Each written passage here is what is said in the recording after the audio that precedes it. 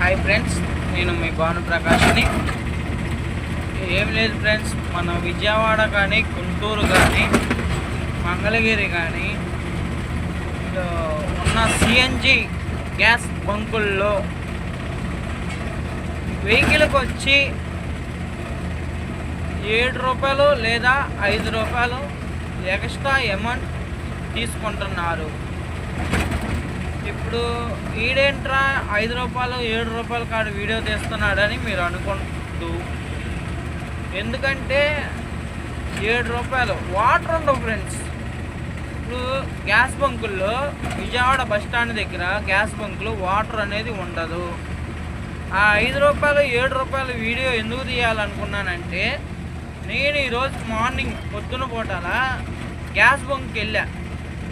Gas బంక్కి వెళ్తే 415 రూపాయలు అయింది. నా దగ్గర 410 రూపాయలే ఉన్నాయి. అన్న 5 రూపీస్ చేంజ్ లేదన్నా, ఎప్పుడు వచ్చినా మా దగ్గర ఎక్స్ట్రా అమౌంట్ 5 రూపాయలు తీసుకుంటున్నారు కదన్నా అంటే, మా అన్నయ్య అన్నాడు, లేదు తమ్ముడు, అమౌంట్ 5 రూపాయలు ఇచ్చే బండి తీసుకెళ్ళు, లేదని పక్కన అడిగి ఫోన్పే కొట్టించుకొని బండి తీసుకెళ్ళు అని అన్నాడు.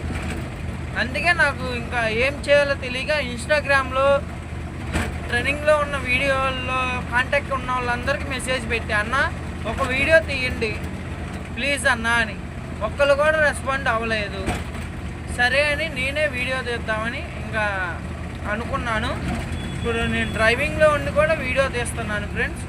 ఇప్పుడు మ్యాక్సిమం విజయవాడ గుంటూరు మంగళగిరి మొత్తం మీద గ్యాస్ బంకుల్లో 5 రూపాయలు ఎక్స్ట్రా తీసుకుంటున్నారు వెహికల్కి వచ్చి. మొత్తం మీద 1,00,000 బళ్ళు ఉంటాయి ఫ్రెండ్స్.